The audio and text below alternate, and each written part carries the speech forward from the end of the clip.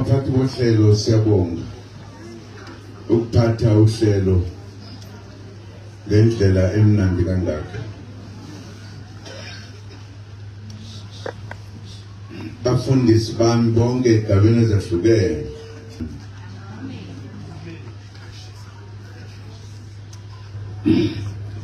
Manqamalala nonke likhona kanye nehlobo ezikhona. Okwami uzonibonga kuba nibe nathi ngaleli langa lokuvalelisa umfowethu. Nabo bonke ke abakhona phakathi kwethu sizonibonga. Ngeke singababongi abaholi umkhonto wesizwe abakanye nathi la. Siyazi ukuthi sabhekene nenkinga kwamanje ngoba asivumelani nezinqumo zalaba abebephethe ukhetho. Sithe noma siyabanqanda ukuthi abangaqali bamemezele hayi bajaha phambili. Sisakhuluma nabo-ke ngoba sithi akuhambanga kahle.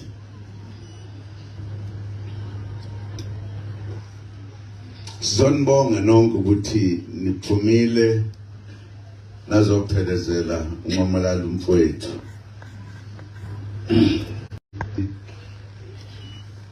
Ayisanikezwa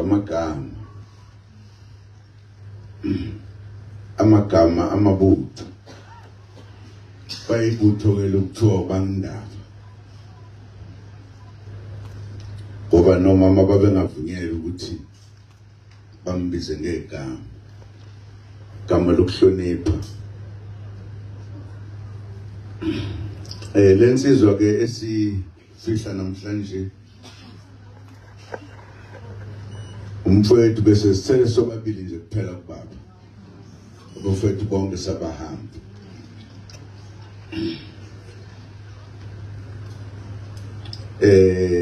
Phakathi kwami naye ke bekukhona umehluko omkhulu. Bonke abafowethu nabanye ayizange yenziwe into okubona yenziwa kimina naye ubaba. Abaningi sakhula kanye nabo ube negama bizwa ngalokuthiwa ulilo. Ngazi ukuthi la qhamukephi.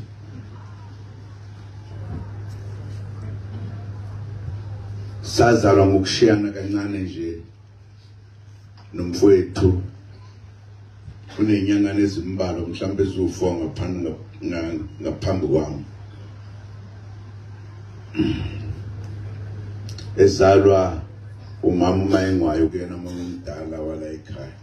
Ekhaya njalo kula simfihla khona. Lapho somfihla khona ekhaya lethu lalela. Savumelana naye ethina besasela ukuthi siyofihlwa lapha eduze kwababa. Nani nje mase ngihambile noma ngisazohlala iminyaka ngeminyaka.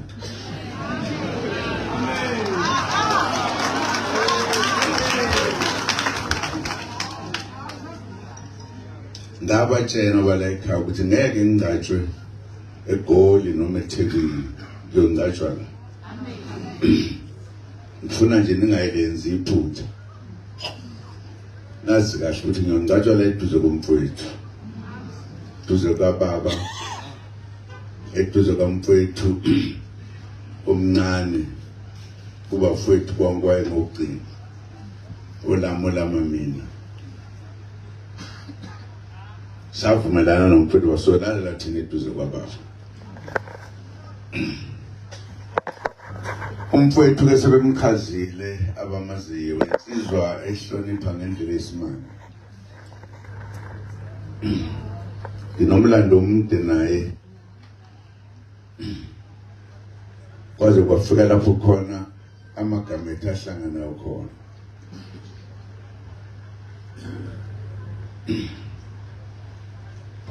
Uqala ke kusasebenza obaba bahamba isikhathi eside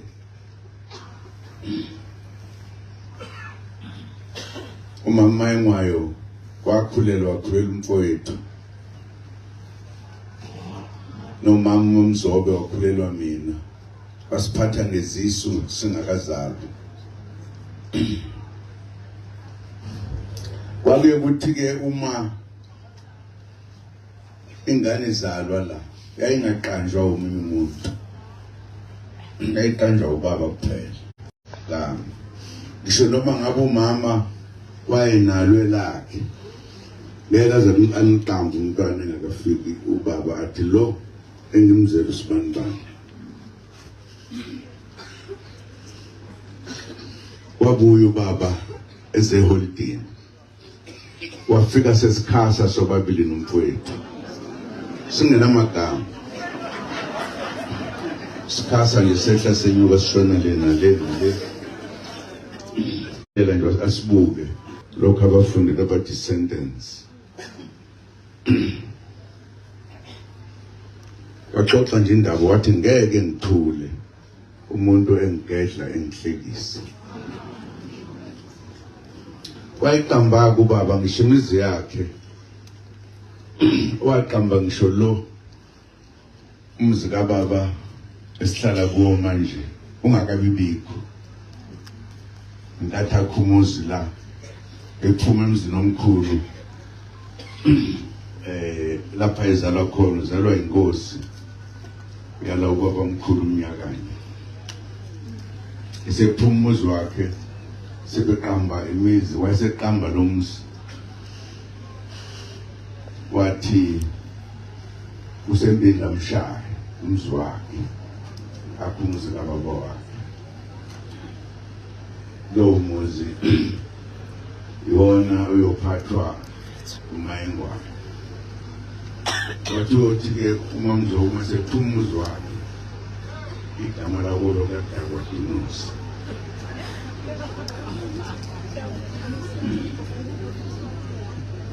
Wayesethi-ke ithina sinomfowethu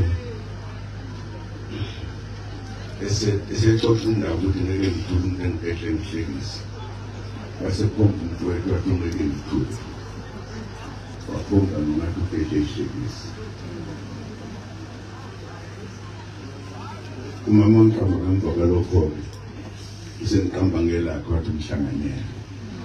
Wayengeke alishwe nakafika. Sakhula kanye nomfowethu isikhathi eside sizwana ngendlela eyisimanga.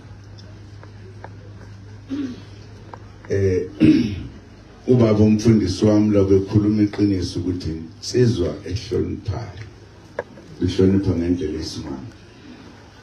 Ngelinye ilanga ngangize ngithi ayimfo ungavunyelwa ukuthathelwa abantu inqumo kangaka, kodwa ekwenza lokho ngoba ehlonipha.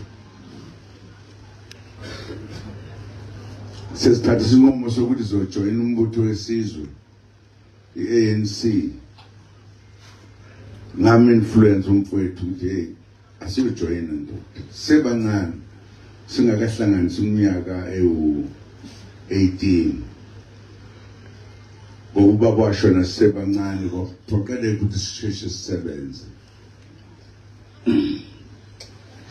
Safika laphana kwathiwa iminyaka mingaki ngathathi sasena 16 ayisho na 16 kuthiwa sisebancane ngeke ngithole ithikithi.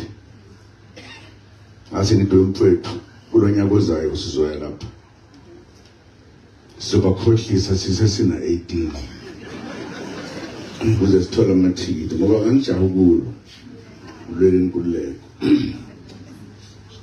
Safika nangempela sisuka ukuthi ya ngaka iminyaka abafana try 89 nanga kwamathikithi awathatha. Saphuma sigiya kwesitholishe abazi ukuyisena 17. Sesixoxela umfowethu-ke owayehlakaniphe kakhulu ozala lezi insizwa kade niyibizana Ray noKhula. Siyamtshela esijoyinile ukuthi hawu isebancane kangaka mpela angizoboshwa no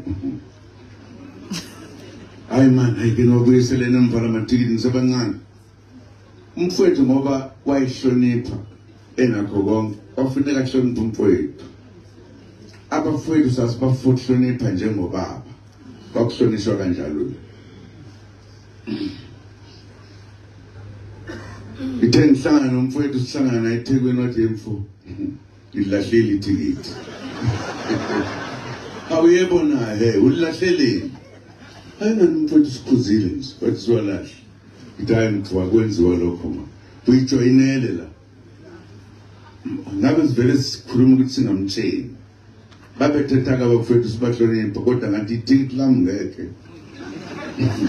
yena ngokuhlonipha kwakhe omhlonipha umfowethu sasibahlonipha abafowethu abadala sibahlonipha njengoba sihlonipha ubaba ngoba obaba babebambela amina abafowethu babebambela obaba mase behambile ayikho into esasiyenza uyabona khona abantu abangayazi indaba sisiqalile ukusebenza masihola njalo ngenyanga imali sasisa kumfowethu wayeseduze yena lo owathi ungathathi itikiti eyihlala kuyena uyena wayisitshena ukuthi mawuthi yayisengyeholdini mfowethu adoza la ayikhiphe imali athi nansi uyabona le uthengikongo le yendla mawufika ekhaya le yokubuya uze emsebenzini ngeke futhi uthi leni ngimali yami oyishiyayo ngeke uzumbuze sasihlonipha ngisho ngithi hey namhlanje sekonakala ayibonakala umfowethu sizwana senze yonke into ndawonye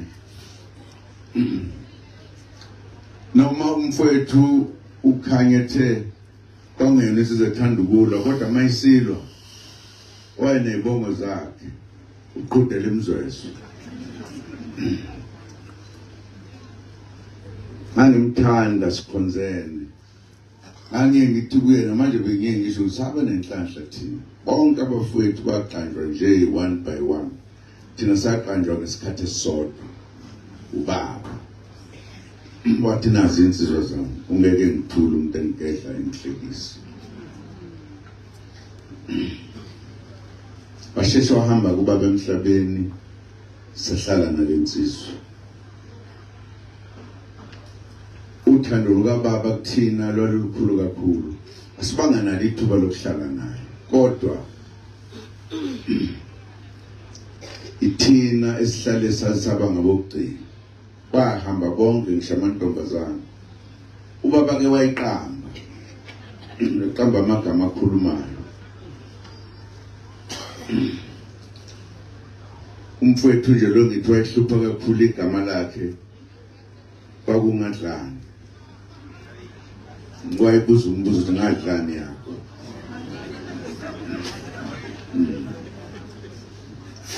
basiqamba nje sonke amagama namantombazane nje obona bakwenzayo eyikhuluma lensizwa kodwa siye sasala sobabili naye sahlala bese sizindandana yisiso babili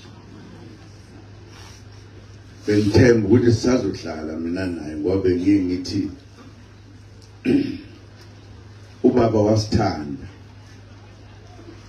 kodwa nobaba mkhulu basithanda besahleli mina naye kube mnandi ngaleli langa ahambe ngalomfowethu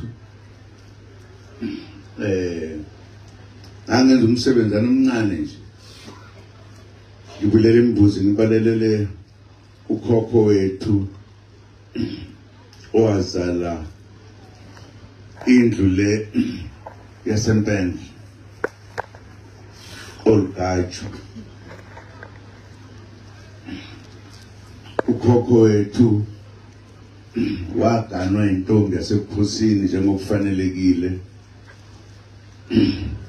ekamthembu engamtholanga umntwana womfana yathola umntwana entombazane kuphela yadlula emhlabeni iyona ke ebithumele ngabakwazi ukulalela nokutshenwa ukuthi kufanele ukuthi ke ngiyenzele nje amahewu ngalelo langa ke ngangizovuka ekuseni ngize kumfowethu ngimlande siyodla inhloko yethu ngapha sihlale nje kube mnandi kodwa ngezwe abantwana benqonqoze endlini engilala kuyona bathi akuyakhalwa ngale ubaba ngavele ngazi basekonakele ngoba impilo yakhe ibingasenhle awungasho ngathi ngavelelwa mina sengizosala ngedwa ngibe intandane ngizoba yini phakathi kwalezi insizwa esazizala ngoba hey njengabanye abantu abafana thina nje zange siyithathe imali yabo siyibeka awangeke uyithinta ngayisenziwa libatshente imali yami ngizoyithini le ndaba ngizosala ngedwa kodwa ngase ngithi okwedalo uNkulunkulu kuhamba ngendlela uNkulunkulu ayifuna ngayo ngisazombona ngimbuze ukuthi uvotile indoda awungathi mina ngikakambuza ukuthi uvotile mfowethu base bengitshena abantwana ukuthi hayi uvote izolo kulaba bespecial athi uncoma lalibelindele ukuvota bese yangishiya I'm sure uhambe enze kahle washiya kumfowethu njengoba sebeshila befundisa akekho umuntu obelunge nje ndalo belunge ngendlela esimanga kodwa ehlakaniphile ngiyabonga nje ukuthi nifike nonke nizoba khona masibeka ithambo lika baba mina nje sengisele ngedwa kodwa ngithe ngoba abafowethu abadala ngibanganalo ithuba lokubafihla hayi ke lo sengimfihla lo esazala kanye kanye naye saqanjwa kanye kanye yithi abamagcino siyabonga ukuza ngobuningi benu ikakhulukazi abakaKristu nabesonto likamfowethu abelithanda kakhulu sahlukana phakathi yena waya kaShembe mina ngaya uKristu ke safa kwaubaba owakholwa okade kudinga nje wonke umuntu wakholwa wathatha namakhosikazi akhe wafaka enkonzweni sonke bengiye ngimbuza ukuthi wahluka kanjani umfowethu waya kaShembe ngoba ubaba wasibeka la esontweni athi hey noma ngazi ngamthanda uShembe ukuthi kuhle as long as nje sonke siye endleleni eyayiphileni naNkulunkulu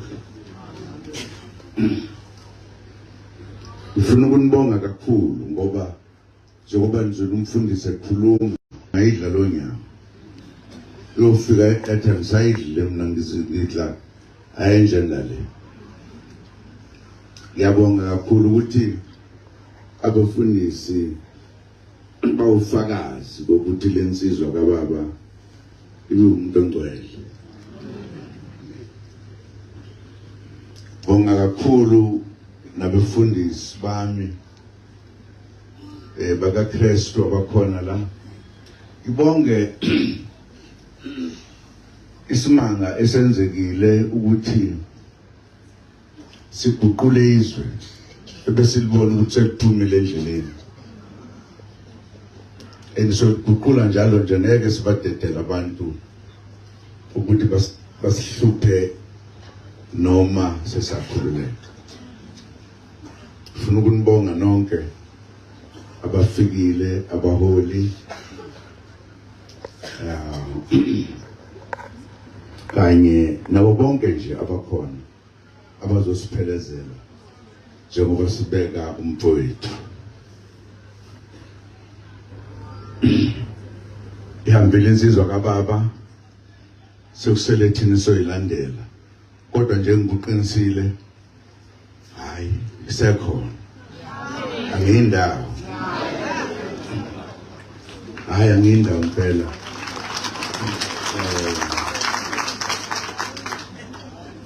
angikhuli manje kuya phezulu ngikhula ngihlona phansi ngiba umusha zonke insuku funa badelisa labathi funa kasheshana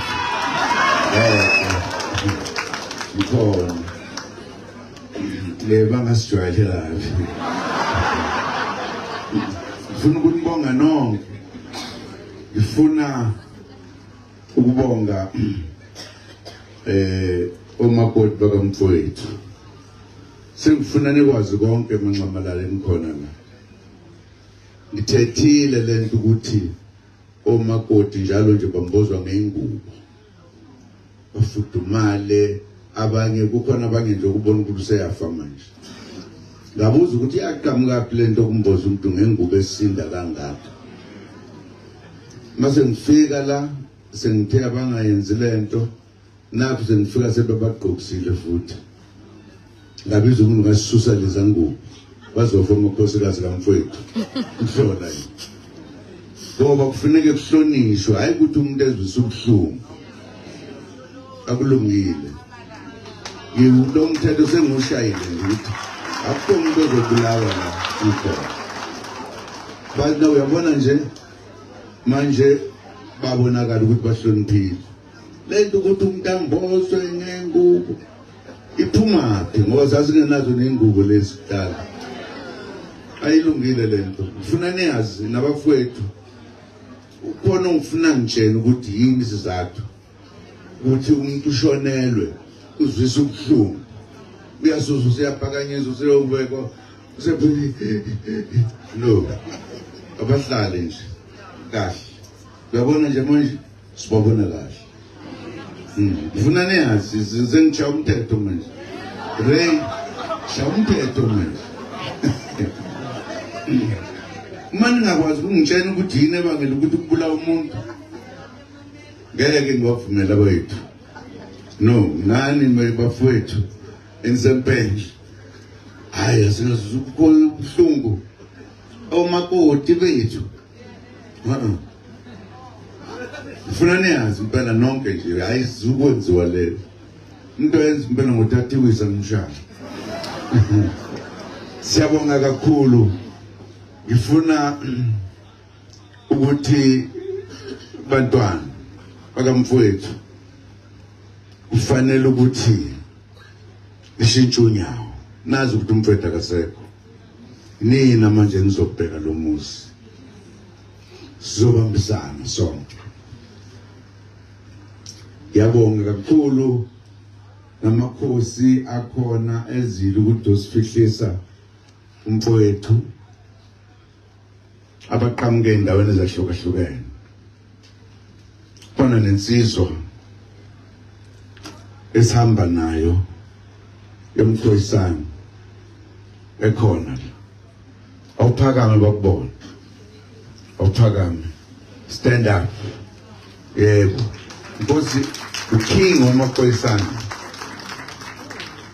into esiyenzile sibuyise abantu bakithi amakhoyisana ukuthi sibe sonke bonke bavotele thina sizwe sonke samakhoyisana noma besirobhile sizobalungisa sizolithatha silibuse sishintshe imithetho sihlale sijabule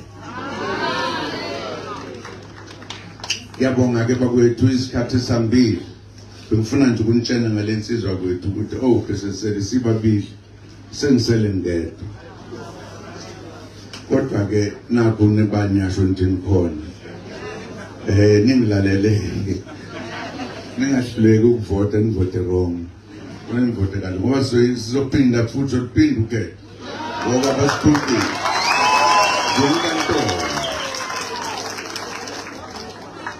ngibonga kakhulu bandla ngibonga nonke nani nonke mnxamalala namakhosi akhona kunesi into engiyenzile ngakha isigungu esithunywa yimi nje kuphela. Isigungu engisinikeze igunya lokuthi njengoba kukhona abaholi kuzo zonke lezi zifundazwe wena bangaphezulu yayibhidilisha nje ngesingisi ngoba ngesingisi ngisazi kahle kuthiwa provincial presidential tax team. Presidential tax team. Presidential tax team. Yes. Ukunqanda inkohlakalo nokuxabana.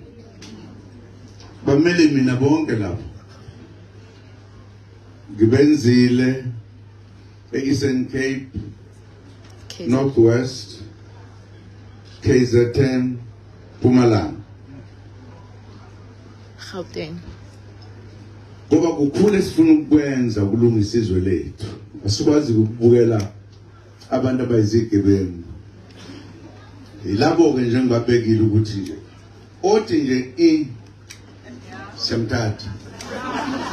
Uthi nje semthatha. Kufanele nikwazi lokho. Ngiyakushumayela la ngoba sifuna izwe lethu elipholileyo elinenhlonipho elihlezi kahle.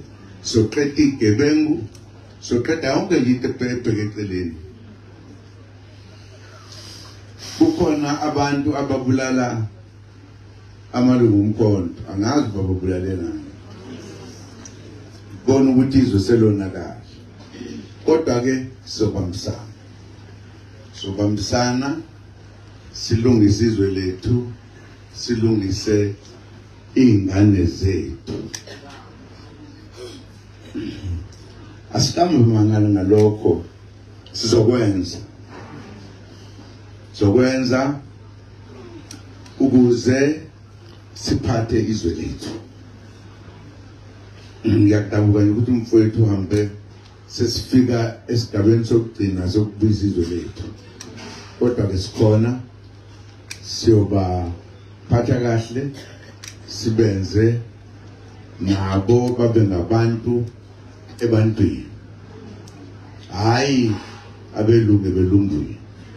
Abantu ebantwini. Ngiyabonga kakhulu ke bandla ukuthi nizozibekisa ithambo lika baba ugcina amazwi. Kungeke ngithule lo owazalwa kanye nokudlehlekisa. Uthi seliyoba khona nje lelizwe sesingasekho ngoba yithi ololo uhle ngoba sekunje. Siyabonga bandla asihambeni sombethe mfowethu mfundisi mngani wami yajabula ushumayile washumayila into ezwakalayo uyabona ukuthi umfundisi wasentandla siyabonga. Thank you.